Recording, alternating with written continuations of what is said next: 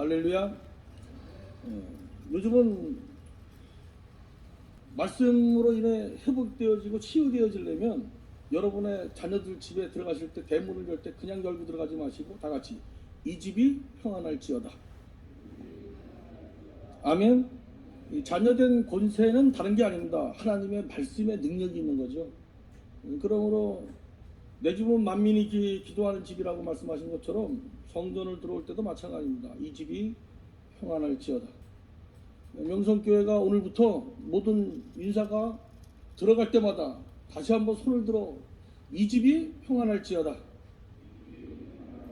아멘. 제가 모태신앙인데요.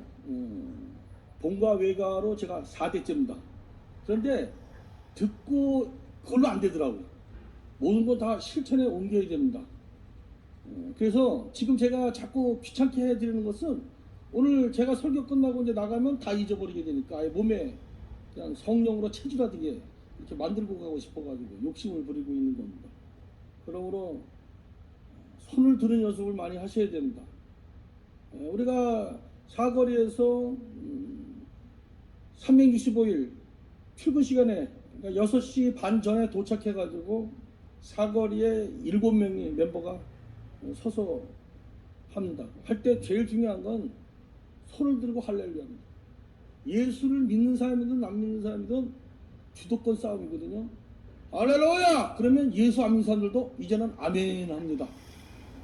네. 그리고 일일날 월사그 예배를 드리고 나가면 예수를 믿든 안 믿든 연세가 드셨던 젊은 사람이든 오늘 며칠이지? 그러면 오늘 며칠이 1일인데요? 1일이 뭐 하는 날이야? 이리 와. 그러면 아주 귀엽게 머리를 갖다 댑니다.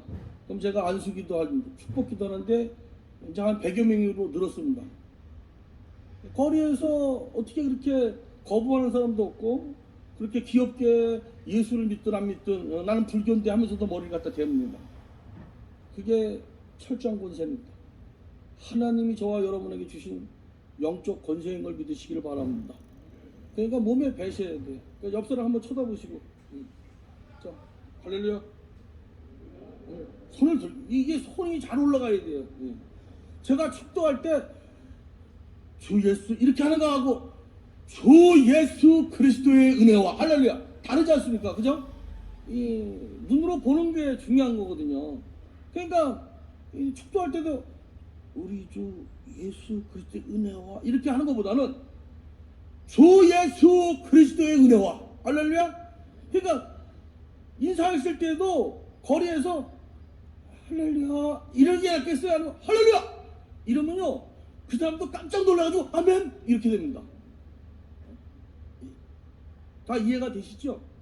다시 옆 사람한테 예, 할렐루야 웃으면서 예, 이제 조금 이제 예, 영성이 예, 회복되고 있습니다. 진짜 목사님을 뵙든 이게 이렇게 인사하는 것보다는 할렐루야 하고 인사했죠. 지금 2분 올라가셨어요? 예, 2분에게 예, 9가지 은사가 임하시길 축복합니다. 다시 한번 손을 높이 들고 할렐루야.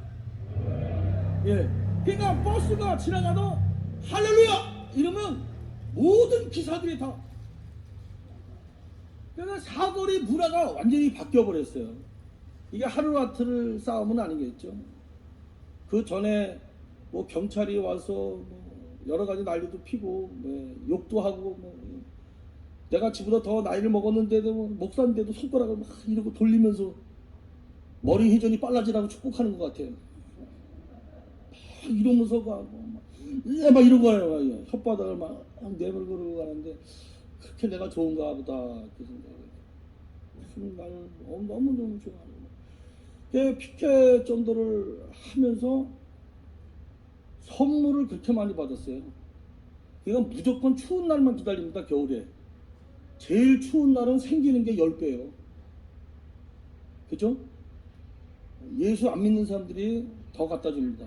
목도에도 모자도 장갑도 신발도 방하나도 사다 주시고 여름에는 장마철이나 제일 더운 날 나가야 됩니다. 그런 날은 절대 지각도 하지 말고 또 미리 들어가지도 말고 그 자리에 지키고 있으면 생기는 게 많아요. 그래서 오히려 고난의 시기에 더 열심을 내야 됩니다. 코로나로 인해서 한국교회가 지금 얼마나 많이 지금 힘듭니다. 재정이 얼마나 줄어들었습니다. 그러나 절대로 환경에 초점을 맞추지 마시고 형편에 초점을 맞추지 마시고 이럴수록 보좌 우편에 서신 예수를 바라보시기를 주님의 이름으로 축복합니다. 사실 주일학교 때부터 사자의 입을 막은 거에 대한 이야기를 얼마나 많이 간사들이 하셨습니까? 그러나 이제 성장해 가면서 우리가 깨닫죠. 사자 입을 막은 그 현상보다 더 중요한 본질은 다니엘이 목숨 걸고 하루에 3번 하나님 앞에서 자기의 입을 닫았다는 겁니다. 우리는 그거에 주목하셔야만 됩니다. 사드락과 메삭과 아벳느고가 평일보다 뜨거운 풀무불에 던져지고 붙들고 있는 자가 먼저 타 죽은 거, 그게 중요한 게 아니고요. 사드락과 메삭과 아벳느고와 하나님이 만세전부터 함께 하셨다는 것, 이것이 말씀입니다. 오늘까지 하나님의 은혜로 살았기 때문에 할렐루야. 그러므로 우리가 식사를 할 때에도 반찬이 먼저 보이게 되면 이게 식탐이 됩니다. 항상 성경을 통해서 말씀을 통해서 봐야죠. 그래야 먹을 때마다 감사가 나오지 않겠습니까?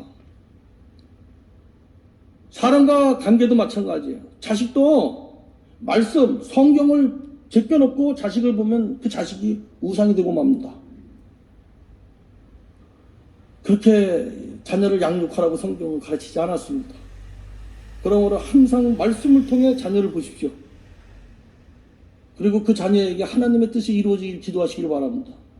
이 성경을 빼놓으니까 공부도 못하는 애 서울대 붙여달라고 맨날 금식 기도하고 그렇게 돼. 아니 공부도 못하는데 서울대를 어떻게 들어가요? 들어가면 자살합니다. 왜? 못 쫓아가니까 신세 타령하다가 그런 경우가 상당히 많았습니다. 저는 공고 출신인데 우리 공고 선배 중에 그 특차로 서울대를 들어간 사람 2명이 다 자살한 이유가 다른 게 아니에요. 서울대를 들어가면 뭐하냐고요. 실력이 안 되는데. 사실 이 코로나 상황이 어렵다, 저는 그렇게 생각하지 않습니다. 성경 전체를 보면 이보다 더 어려운 시대는 많이 있었다는 것이죠. 근데 그때마다 하나님은 더 확실하게 성도들에게 각인시켜 주시고 할렐루야, 간섭의 은총이 그대로 드러나 있지 않겠습니까? 그러므로 우리는 고백해야 되는데 다 같이 코로나가 감사다. 이 환경이 감사다. 왜 감사하냐, 그 이유를 제가 설명을 드리려고 합니다. 저는 가난의 축복입니다. 선치 목사님이 92세에 돌아가셨는데 돌아가시 전에 저한테 그래요. 장손 장남 돈 10원 한 장 물려주지 못해 미안하다, 그렇게 말씀하시고, 그래서 아버지 딸 5 낳고 아들 낳기 원하셔서 세북종자의 날일자 주일날 종치는 목사로 바치겠다고 해서 이 아들 태어난 거 아닙니까? 그 목사가 됐으면 이보다 더 좋은 신앙의 유산이 있겠습니까? 그랬더니 네 말이 맞아. 그러나 인간은 인간이다. 연약한 인간이다.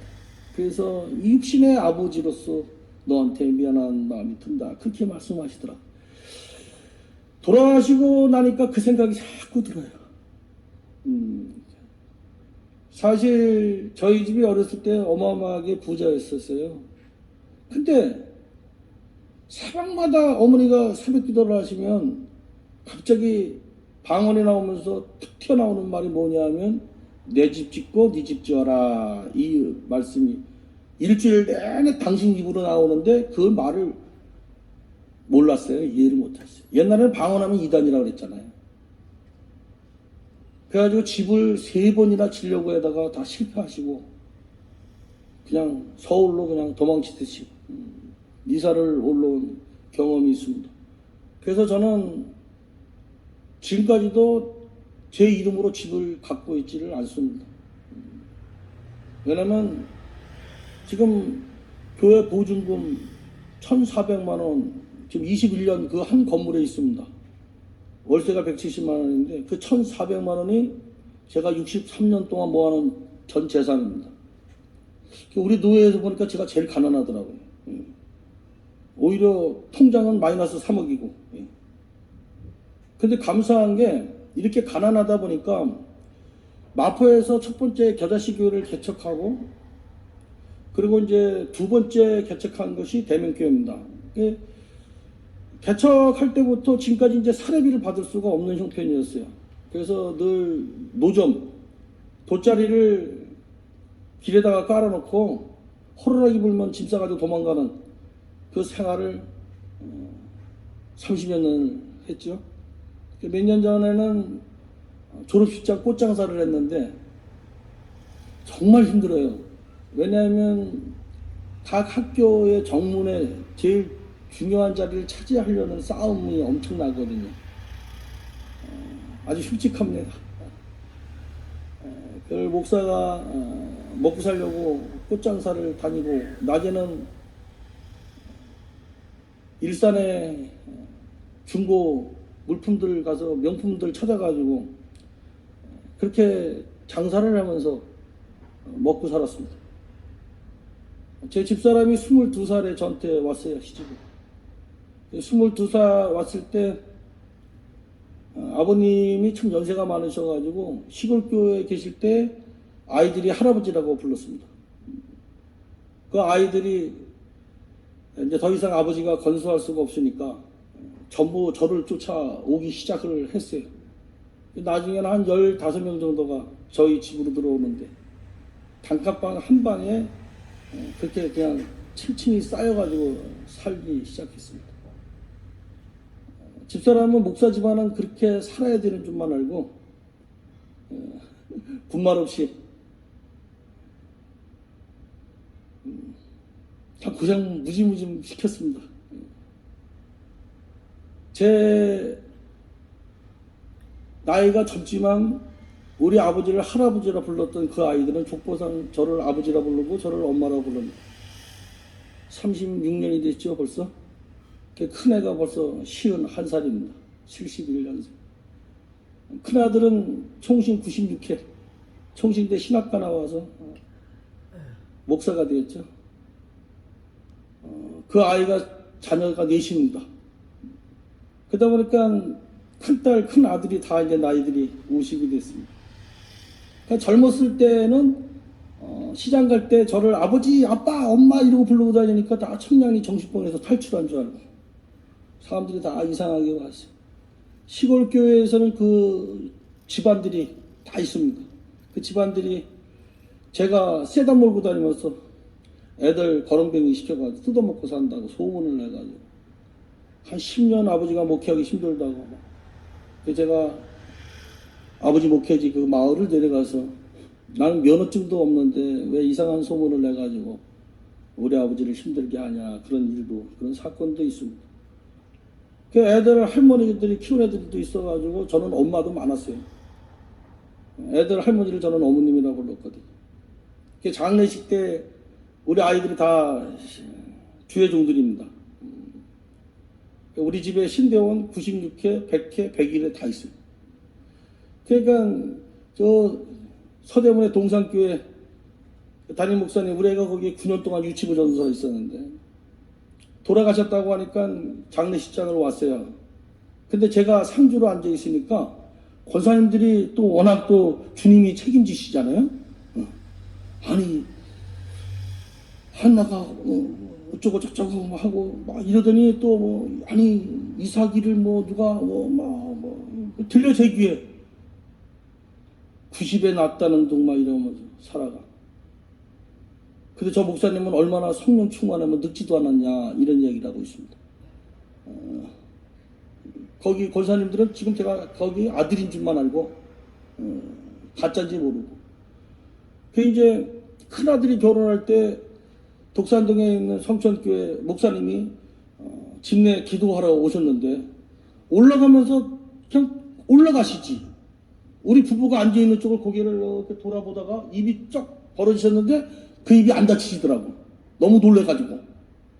그래서 나중에 큰며느리한테 그 목사님한테 설명 잘 해드려라 라고 하는 그런 엄청난 사건들을 많이 겪어왔습니다. 막내딸 하나만 제 피부칩니다. 사실 아이들하고 내 새끼 구분 안 하려고 그 아이 태어나기 전날 저는 아버지를 보증인으로 병원에 데려가서 수술을 해버렸습니다. 우리 아이는 다 그게 친오빠 친언니인 줄 알고 태어나서 초등학교 2, 3학년 때 누가 가르쳐주는 바람에 그때부터 이제 이 아버지가 이제 죽일 놈이 되기 시작하는 겁니다. 가짜 때문에 아버지가 나를 밀어냈다. 그런 생각을 하게 됐죠. 근데 그때까지도 제 딸이 한쪽 눈이 안 보인다는 걸 몰랐어요. 뱃속에서부터 그대로 퇴화된 상태에서 나온 걸 몰랐어요. 그 초등학교 담임 선생님이 알려줘가지고 병원에 가봤더니 한쪽 눈이 안 보이는 거예요. 제가 21살 될 때까지 얼마나 아버지를 원망했겠습니까? 한국 성서대학교 다닐 때 그 목사 자식들은 교수님 상담을 한 명을 정해줬어요. 왜냐면 목회자 자녀들이 상담할 때마다 아버지 죽이고 싶은 사람들이 그렇게 많더라고요. 여러분, 목사 자녀들은 정말 여러분이 알지 못하는 스트레스가 있고 많아요. 기도 많이 해주셔야 됩니다. 하여간 목사 자녀가 얻어터지면 교회는 부흥합니다. 그런데 누구 하나 때리면 교회 문 닫게 되거든요. 그러니까 목사 자식으로 산다는 게 이게 아주 보통 게 힘든 게 아닙니다.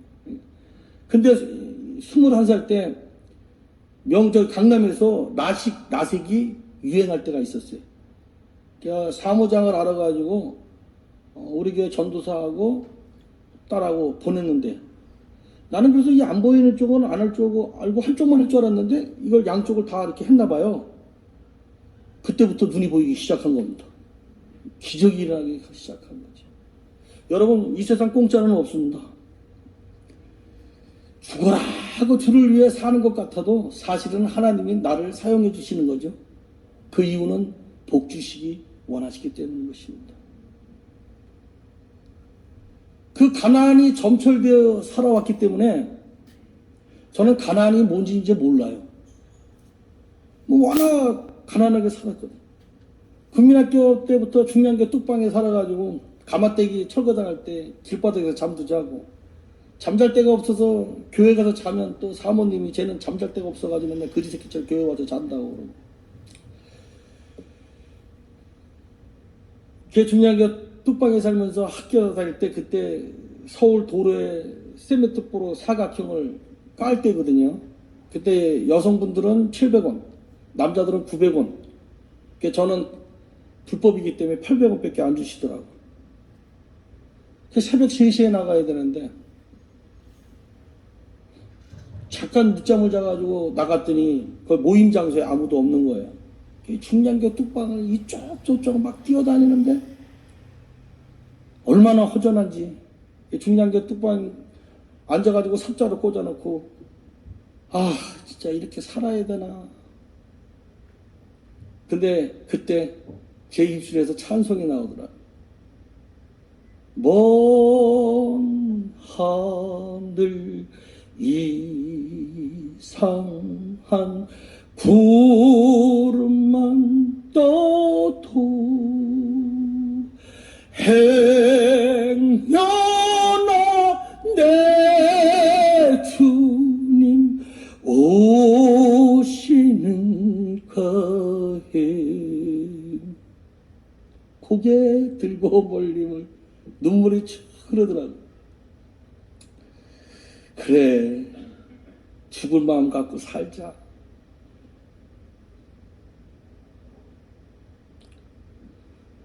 참 가난이 축복입니다. 아까 목사님이 저보고 그 전도의 열정이 목사님 어떻게 지금까지도 식지 않으시냐 그렇게 물으시는데 제가 답변을 간단하게 가난 때문입니다. 그랬어요. 가난 때문에.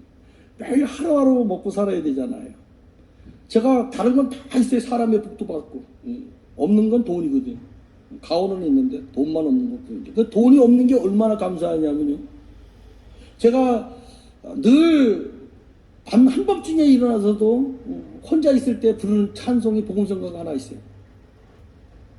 주님만 사랑함 정말 힘들고 참 죽지 못해 살 때 이 찬양을 불러요. 주님만 의지합니다. 주님만 따르렵니다.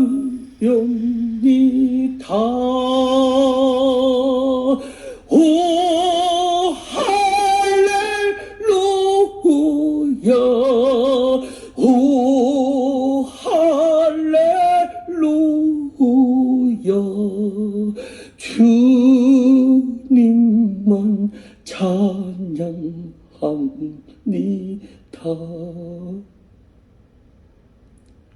눈물이 그냥 이 찬양 부르면 진짜 너무 힘들거든.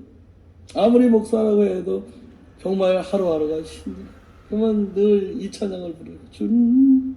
주님만 사랑합니다. 그분이 이 찬양을 부르고 한바탕 울고 나면 이 똑같은 내용의 의미 바뀌어요. 주님만 사랑합니다. 할렐루야, 주께서 내 길 예비하셨네. 나의 구원 되신 주님만 사랑합니다. 할렐루야. 사거리 나가서는 이렇게 부르는 거예요. 사거리 나가기 전까지는 주님만 의지합니다. 새벽 3시, 2시 일어나면 그렇게 기도하는 거예요. 그리고서는 새벽 기도 인도하고 아침 식사를 다 같이 하고, 그리고서 이제 교통 지시봉을 들고 야광 옷을 입고 사거리를 나갈 때는 의미 바뀝니다. 주님만 사랑합니다. 할렐루야, 주께서 내 길 예비하셨네. 나의 구원 되신 주님만 사랑합니다. 할렐루야. 그 사거리의 분위기를 바꾸기 시작하는 거예요. 지나가는 버스마다 할렐루야 손을 들고 사랑합니다. 뭐 손가락을 돌리든 뭐 다 저는 뭐 예수의 이름으로 다 축복 바꾸면 되는 거예요. 그 사람이 뭐 저주를 해도 축복으로 바꾸면 되는 것이고, 예. 욕을 해도 더 좋은 부활을 얻는 기회가 또 왔구나, 힘있게 하는 겁니다. 지나가는 분들마다 할렐루야, 오늘도 승리합시다 해요. 그 이제 시간이 많이 갔잖아요. 몇 년 호구조사를 다 했습니다. 그래서 60년부터 다 여동생 삼아가지고 오빠라 부르라 그래가지고, 예. 사거리에 그냥 남매들이 맨날 만납니다. 오빠 이러고, 야 너 사거리에 목사 오빠 두니까 좋지? 응 엄청 좋아요 막 이래. 그러면 오빠 동생 된 1주년 기념 선물 사오고, 예, 2주년 기념 선물도 사오고, 예, 완전 사거리가 가족이 되고 있는 상황이죠. 사랑하는 성도 여러분, 힘들다고 주저앉지 마시고 평일보다 7배나 뜨거우면 주님이 나와 함께하니 증명되어지는 세상 모든 사람들에게 바이블로 읽혀질 수 있는 기회인 것을 여러분 놓치지 말기를 주님의 이름으로 권면합니다. 간증 다 끝났습니다. 지금부터 시청과 교육을 빨리 시키고 제가 이제 서울로 올라가려고 합니다. 자리에 일어서셔서 옆으로 좀 이렇게 양쪽으로 좀.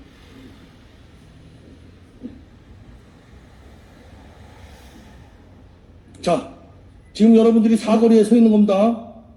사거리에, 예. 이 미소가 10,000,000불짜리가 돼야 됩니다. 미소. 자, 얼굴 표정 바꾸셨어요? 자, 그러면 따라서 하십시오. 할렐루야! 할렐루야! 안녕하십니까? 안녕하십니까? 반갑습니다. 반갑습니다. 오늘도 좋은 하루 되십시오. 할렐루야! 할렐루야! 예, 이제 지금 서로 옆 사람 보시면서 할렐루야! 반갑습니다. 반갑습니다. 오늘도 승리하십시오. 아멘? 아, 벌써 이제 됐어.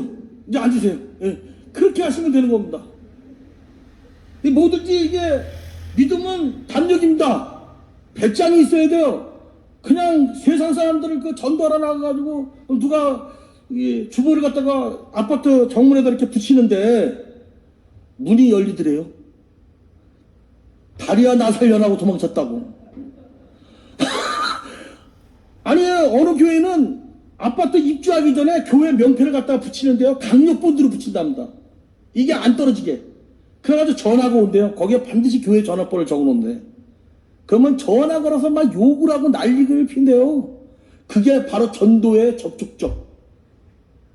그 집을 찾아가서 죄송하다고 과일 상자 내놓고 막 미안합니다 이러면서 방으로 들어가가지고 차 한 잔 얻어 마시고 나온다고 그러더라. 위기는 기회입니다. 그러므로 이 코로나 시대에 사람들이 얼마나 쓸쓸하고 이렇습니까? 제가 전도하는 중에 저를 제일 반갑게 맞아주고 선물을 준 사람이 다 누구냐면 외국인들입니다. 교포들입니다. 그분들은 너무 외로운 거예요, 타국이. 근데 사거리에서 제가 엄청 잘생겼지 않습니까? 제가 여러분 담임 목사님보다 잘생겼죠? 야, 이거 손님 대접할 줄 모르네. 야. 아니, 지금. 다시 한 번. 제가 여러분 담임 목사님보다 어떻게 잘생겼죠? 예수 마음을 좀 가지고 사시오. 예. 이 사거리에서 못생긴 사람 이쁘다 그러면 얼마나 좋아하는지 몰라요? 식당 가면 이쁜 사람 부르지 마세요. 그 식당에서 아줌마 중에 제일 못생긴 아줌마를 불러가지고 이쁘다 그래봐. 반찬 한 가지가 더 오지. 그러니까 우리가 말부재, 돈도 안 드는 거예요. 사거리에서 피켓 하나 들고 할렐루야 안녕하세요 오늘도 좋은 날입니다. 맨 처음에는 뭐야 하고 피해갑니다. 욕도 합니다. 그러나 365일 쉬지 않고 나가면 그 사람들 감동됩니다. 진짜 미친 사람이다. 그러면 이제 접근해 옵니다. 아저씨, 그러면 옆에 있다가 제 큰딸이 그래요. 아저씨가 아니고 목사님이세요. 이래. 그러면 에? 목사님이 여기 왜 아니야. 목사님이 아니고 목사가 여기 왜 나왔어? 아니면 목사가 나와야지 누가 나옵니까? 다 시키기만 하지. 담임 목사가 나오는 건 본 적이 없는데 막 이런 사람도 있어요. 한국 교회가 문제가 심각한 거죠. 예수님이 앞장서시니까 우리가 날마다 승리하는 겁니다.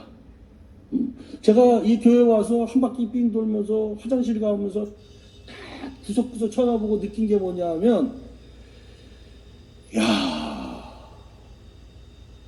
돈 안 들이고 그 돈 갖고 선교 부지하기 바쁜 교회구나, 이 인상을 확실하게 받았어요. 남들은 그 좋은 크리스탈로 바꾸기 바쁜데 여기는 그냥 마르고 닳도록 살 거 그 돈 가지고 한 집이라도 더 부지하자, 평교하자. 그 마음에 하나님의 능력이 임하길 주님의 이름으로 축복합니다. 한 가지 더, 지금부터 제가 드린 말씀대로 어느 집을 가든지 문을 열고 들어갈 때 다 같이 이 집이 평안할지어다. 자, 다시 한번 손 내리시고 다시 한번 손을 올리면서 이 집이 평안할지어다. 이미 복 받은 거를 믿고 그렇게 하셔야 자신감이 있는 거예요. 그 다음에 사거리에서 장소를 잘 보세요. 사거리 어디가 내가 서 있을 자리인가, 한 자리를 딱 잡고 피켓을 옆에다 이렇게 세워놓든지 걸어놓든지 목에 걸든지 해놓으시고, 할렐루야 안녕하세요 반갑습니다 오늘도 승리하세요 조심하세요, 이거부터 시작하십시오. 그러면요 여러분이 변하기 시작합니다. 제가 전도하면서 제일 혜택을 누리는 사람입니다. 하나님이 저부터 바꿔주시더라고요. 제가 집사람하고 대화를 하고 있더라니까요. 어느 날부터. 먹고 살고 목회하기 힘든데 마누라하고 얘기할 시간이 어디 있어요. 저는 TV가 없어서 TV도 안 보고 삽니다만은, 그렇다고 해서 집사람하고 대화하는 시간은 별로 없었어요. 근데 어느 날부터 제가 변했어요. 집사람하고 대화를 하더라고요. 손주들을 무릎에 앉혀놓고 대화를 하기 시작하더라고요. 제가 손주가 6명이에요. 사위가 하나, 며느리가 둘.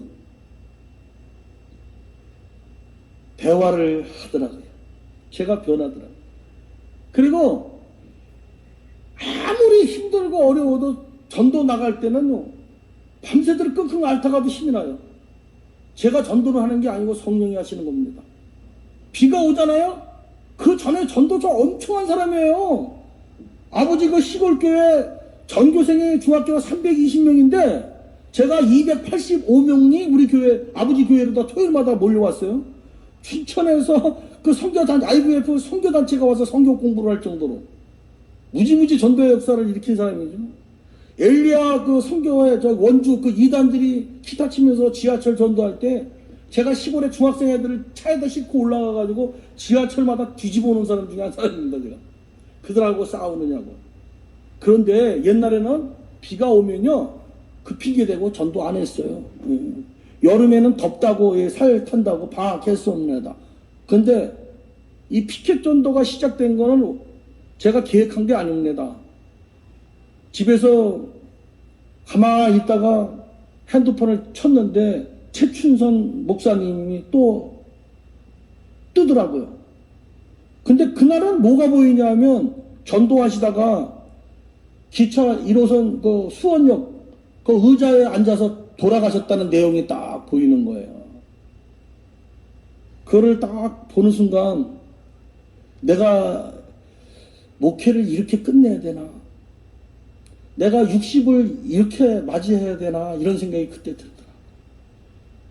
우리 애할아버지가 김일성 장로님이에요. 실제로. 북한에서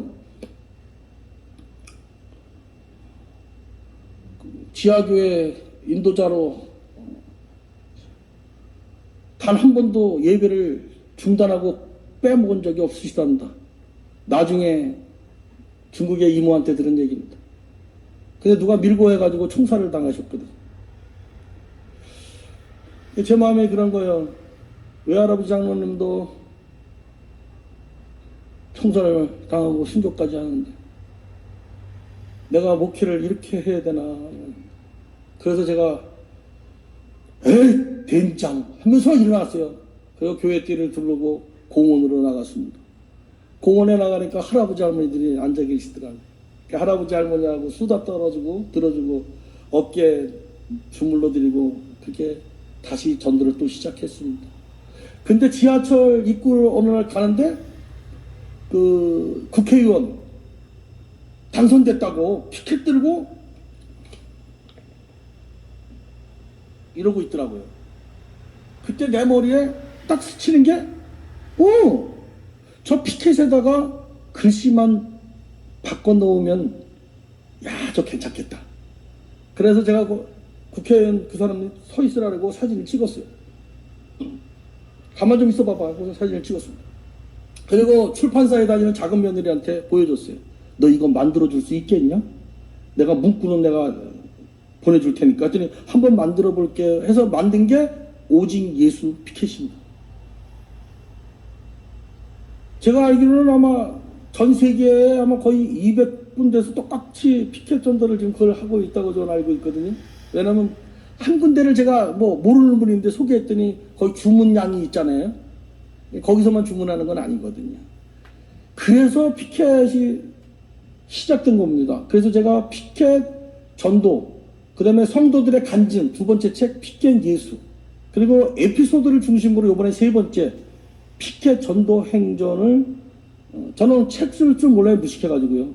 근데 그 출판하시는 목사님이 강권적으로 다듬지 않은 보석이 좋다고 꼬셔가지고 제가 책을 70을 못 가져왔어요. 근데 목사님이 많이 오면 100여 명이 온다 그러더라고요. 그래서 모자르겠구나. 모자르면 전화 주시면 제가 또 택배로 보내드리겠습니다. 오늘 오신 분들은 한 권에 12,000원짜리니까 12,000원씩 벌어가시는 거예요. 근데 돈이 중요한 게 아니고 그 책을 읽으면요 가슴이 뜨거워집니다. 왜냐하면 현장 이야기를 짧게 그대로 제가 매일 올린 거거든요. 그래서 여러분 사인은 제가 다 해놨어요. 그러니까 오늘 밤에 가서 주무시지 마시고 TV 틀지 마시고 그것부터 보시길 바랍니다. 그러면 하나님의 놀라운 은혜와 역사가 있을 줄로 믿습니다. 하나님이 피켓을 그렇게 시작하게 하시더니 코로나가 터진 겁니다. 코로나가 터지니까 이 피켓은 경찰들이 나와도 쫓아버릴 수가 없어요. 법에 걸리지가 않습니다. 그래서 코로나 이 상황 속에서도 하루도 거르지 않고 고발도 안 당하고 전도를 계속 진행할 수 있었던 것이죠. 하나님이 여호와 일에 미리 준비하셨던 것입니다. 그러므로 여러분 아까 훈련 드렸잖아요. 집에 들어갈 때 얼떨결에 그냥 들어갔으면 다시 나오세요. 오늘 분명히 얼떨결에 또 그냥 들어가실 거야. 틀림없이. 그러면 다시 나오셔가지고 다시 문을 열고 다 같이 이 집이 평안할지어다. 다시 한번 이 집이 평안할지어다. 할렐루야. 그 다음에 이제 문 앞에서 이제 막 다섯 곳이 막 이렇게 인사하시잖아요. 이제 오늘부터 저 문 앞에 헤어질 때 할렐루야. 다 같이 할렐루야. 손을 흔들며 할렐루야. 예, 인사법을 명성교회가 바꾸면 명성이 있어지게 됩니다. 우리는 어떻게 하든지 하나님께 영광을 돌려야 되거든요. 예, 여러분 놀라지 마세요. 힘있게 자신감 있게 믿음으로 할렐루야 그러면 불교 신자도 아멘 합니다. 그리고 오늘 며칠이지? 1일 불교 믿는 그 모범 택시 기사도 자기 부인이 보살이래요. 그런데도 나 불교인데 하면서도 머리 됩니다. 그러면서 뭐라 그러는지 아십니까? 축복 기도는 받아야지. 그러면 하나님이 안수만 시키시겠어요? 반드시 살아계시는 하나님을 증거하십니다. 저는 그냥 머리에 손을 얹었지만 주님의 피 묻은 손이 대신해서 성령은 강하게 역사하십니다. 구원의 열매를 거두시기 시작하시는 것이죠. 여러분 자녀들 학교 갈 때 그냥 보내지 마세요. 명절에 손주들 그냥 무릎에 앉혀놓지 마세요. 자식들에게는 부모들이 축복권이 있어요. 손주들도 무릎에 앉고 반드시 머리에 손을 얹고 예수의 이름으로 축복하십시오. 이번 명절에 다른 것보다도 자손들이 오고들랑 제발 엄마들 제발 안수기도 축복기도 좀 해주세요. 손주 한 명 한 명 품에 안고 예수의 이름으로 다 같이 예수의 이름으로 축복한다. 아멘. 예수의 이름으로 축복하세요. 그리고 학교 가고 직장 갈 때 그냥 보내지 마세요. 반드시 안고 기도해서 보내세요. 그러면 하나님이 그 발걸음 책임져 주십니다. 다 하고 계시는 거지만 제가 다시 한번 확인시켜 드리는 거예요. 오늘 강사가 와서 설교한 게 아니고 간증하러 왔는데 간증 중에서도 제가 현장에서 전도하는 사람이잖아요. 지금도. 그래서 실습을 시켜드리는 겁니다. 항상 할렐루야 이 집이 평안할지어다. 어디를 들어가시든지 축복하십시오. 그 축복이 여러분들이 그대로 임합니다. 그리고 누구를 만나든지 헤어지든지 할렐루야 할렐루야 오늘도 좋은 날입니다. 힘내십시오. 조금만 더 힘내십시오. 그게 다 예수의 이름으로 축복인 것입니다. 버스 기사 지나고 인사 몇 년 돼도 안 하는 사람 있어도 저는 분명히 축복합니다. 목사가 거수경례하는 게 이게 거수경례가 아니요 예수 믿을지어다 이겁니다. 아까 여러분이 보혈의 기도했잖아요. 나와 내 가정과 신앙 공동체를 대적하는 이 더러운 영들아 내가 보혈의 능력으로 예수의 이름으로 명하노니 영원히 내 영역에서 떠나갈지어다. 아멘. 여러분 우리는 보혈의 능력이 있는 거잖아요. 예수의 이름으로 얼마든지 축복할 수 있고 얼마든지 명령할 수 있는 사람들입니다. 그러므로 누가 아프다 그러면 손부터 갖다 대십시오. 저 그 앞에 성경책이 아픈 사람이요. 저 앞에 있는 성경책이 자, 나 감기 걸렸나 봐. 자, 감기 걸렸나. 다시 손 내려놓고 감기 걸렸나 봐. 그러면 손부터 가야 된다고. 다 같이 이제 나 감기 걸렸나 봐. 예수의 이름으로 치유될지어다. 아멘. 그리고 누군가 이게 눈동자가 이게 흐리멍텅해가지고 이게 좀 귀신이 좀 왔다리 갔다리 하고 있는 것 같으면 자 하고 있는 것 같으면 내가 예수의 이름으로 보혈의 능력으로 너를 저주하노니 대적하는 영들아 네가 가져온 더러운 질병과 가난한 문제들아 다 가지고 즉시 떠나갈지어다. 아멘. 그냥 힘있게 선포해야 되는 거예요. 그게 보혈의 능력입니다. 우리가 부활의 신앙을 가진 사람들이에요. 그러니까 인사를 해도 할렐루야 이렇게 인사해야 돼. 할렐루야 이래야 할렐루야. 왜? 십자가만 자랑할 것이거든요. 그 어느 집에 들어가든지 하나님의 약속 있는 말씀입니다. 우리는 언약 백성입니다. 이 집이 평안할지어다. 아멘. 다시 한번 아멘 하십시오. 이 집이 평안할지어다. 아멘. 그대로 임하는 겁니다. 성경대로 임합니다. 제가 김정희 목사님을 참 존경하는 부분이 다른 게 아니에요. 성경으로 돌아가는 그 신앙, 그 신학이 너무 좋은 거예요. 맞습니다. 오직 기도와 말씀으로만 거룩해지는 겁니다. 오직 하나님의 말씀으로만 치유되어지는 것입니다. 이 시간에 각자 약한 부분이 있으면 손을 대십시오. 손을 대세요. 약한 부분이 있으면. 온몸이 다 약하다. 그럼 머리에다 손을 얹으세요. 예, 머리에다. 자, 머리에 손 얹으셨습니까? 제가 기도하려고 마치려고 합니다. 주님, 각자가 지금 손을 얹었습니다. 사람의 손이 아니라 주님의 피 묻은 손으로 어루만져 주시옵소서. 약한 것을 강하게 하시옵소서. 질병들을 치료하여 주옵소서. 나도 모르게 들어온 질병은 이 시간 다 치유 회복되어질지어다. 더러운 귀신아 내 영역에서 떠나갈지어다. 예수의 이름으로 축복합니다. 아멘. 할렐루야. 지금은 우리가 기도할 때입니다. 기도는 응답받고 시작하는 겁니다. 왜? 항상 기뻐하라고 하신 하나님은 항상 기뻐할 걸 이미 주신 겁니다. 쉬지 말고 기도하라는 말씀은 이미 쉬지 않고 내가 너에게 응답해 주신다는 약속이 전제된 겁니다. 그러므로 왜 범사에 감사하라고 하십니까? 이미 범사에 감사할 걸 주셨기 때문입니다.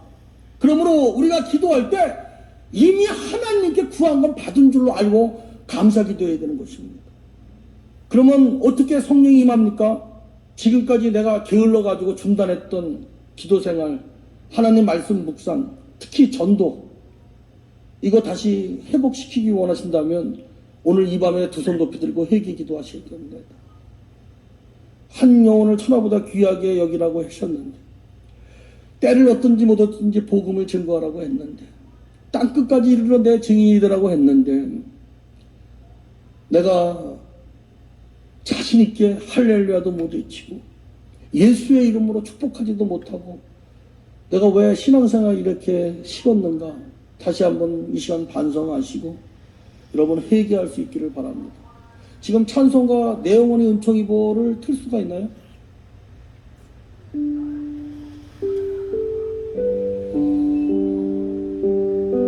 다 옆으로 나와서 이 찬송을 부르고 우리가 두 손 높이 들고 하나님 앞에 회개의 기도를 드립니다.